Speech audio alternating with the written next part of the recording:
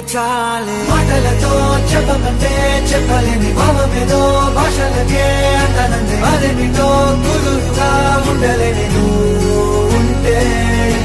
అడిగితే అదేమిటో అర్థం కాదు నిన్న మొన్న నాలో ఉన్నా నేనే కాదు పుట్టిందంటే నీతో తప్ప పోనే పోతే అంతే